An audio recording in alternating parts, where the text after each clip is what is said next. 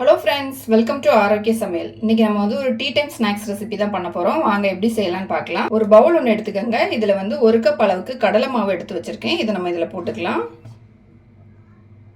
கடலை மாவு போட்டுட்டு நம்ம வந்து கொஞ்சமாக தண்ணி சேர்த்துக்கலாம். இந்த கடலை மாவை வந்து நம்ம இட்லி மாவு பதத்துக்கு மிக்ஸ் பண்ணிக்கணும். அதனால கொஞ்சம் கொஞ்சமாக தண்ணி சேர்த்து நல்லா மிக்ஸ் பண்ணிக்கலாம்.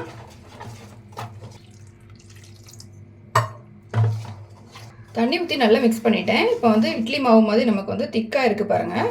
இப்போ இதை வந்து நம்ம ஒரு 5 நிமிஷம் வந்து கைவிடாமல் கிளறணும். ஒரு விஸ்கு இல்லைன்னா கரண்டி வச்சு ஒரு 5 நிமிஷம் நல்லா வந்து மிக்ஸ் பண்ணிக்கிட்டே இருங்க. நல்லா மிக்ஸ் பண்ணிகிட்டே இருக்கும்போது நமக்கு இந்த மாவோட கலர் வந்து சேஞ்ச் ஆகும். அது வரைக்கும் நம்ம வந்து நல்லா மிக்ஸ் பண்ணிக்கிட்டே இருக்கணும். 5 நிமிஷம் வந்து நல்லா கைவிடாமல் கிளறிட்டேன். மாவு பார்த்தீங்கன்னா இப்போ வந்து நமக்கு நல்லா க்ரீமியாக இருக்குது பாருங்கள்.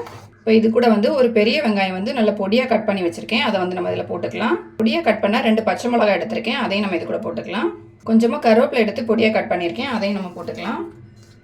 பொடியாக கட் பண்ணால் கொஞ்சமாக மல்லி இலை சேர்த்துக்கலாம். 1/2 டீஸ்பூன் அளவுக்கு ஜீரகம் எடுத்திருக்கேன். இதையும் நம்ம போட்டுக்கலாம். 1/2 டீஸ்பூன் அளவுக்கு சோம்பு போட்டுக்கலாம். ஒரு சின்ன துண்டு இஞ்சி வந்து பொடியாக கட் பண்ணி வச்சுருக்கேன். அதையும் நம்ம இதில் போட்டுடலாம். 1/4 டீஸ்பூன் அளவுக்கு பெப்பர் எடுத்திருக்கேன். இதையும் நம்ம இது கூட போட்டுக்கலாம். உங்களுக்கு முழுசாக வேண்டானா மிக்சியில் போட்டு லைட்டாக அடிச்சுட்டு சேர்த்துக்கோங்க. 1/2 டீஸ்பூன் அளவுக்கு மல்லித்தூள் சேர்த்துக்கலாம். 1/4 டீஸ்பூன் அளவுக்கு மிளகாத்தூள் எடுத்திருக்கேன். நம்ம பச்சை மிளகாவும் போட்டிருக்கோம்.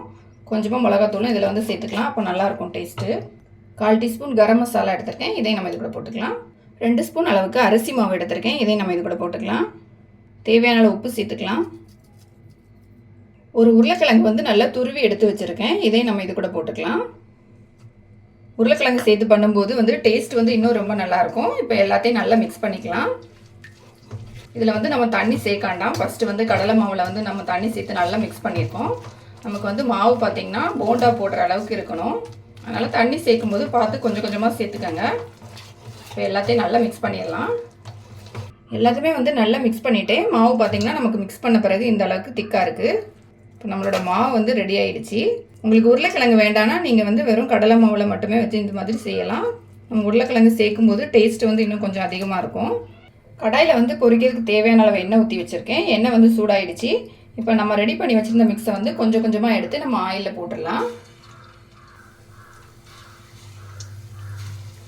எண்ணெய் வந்து நல்லா சூடான பிறகு நல்லா மீடியமான ஃப்ளேமில் வச்சுட்டு போட்டுக்கோங்க. அப்போ தான் வந்து நல்லா வெந்து வரும்.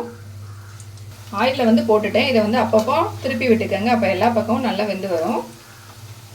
இன்னொரு பக்கம் வந்து நம்ம திருப்பி போட்டுக்கலாம். 2 பக்கமே நல்லா ப்ரௌன் கலர் ஆகணும். அது வரைக்கும் ஆயிலில் போட்டு நம்ம ஃப்ரை பண்ணிக்கலாம். எல்லாத்தையும் வந்து திருப்பி போட்டுட்டேன். இப்போ எல்லா பக்கமும் ஆயிலில் வந்து நல்லா ஃப்ரை ஆகி வரட்டும். ஆயிலில் வந்து நல்லா ஃப்ரை ஆகிடுச்சு. கலர் வந்து சேஞ்ச் ஆகிடுச்சு பாருங்கள். இப்போ நம்ம வந்து எடுத்துடலாம்.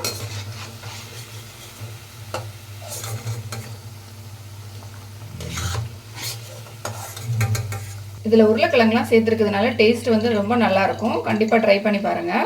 இப்போ நம்மளோட ஸ்நாக்ஸ் வந்து ரெடி ஆகிடுச்சு. நம்ம மீதி இருக்கிறதையும் இதே மாதிரி ஆயிலில் போட்டு ஃப்ரை பண்ணி எடுத்துடலாம்.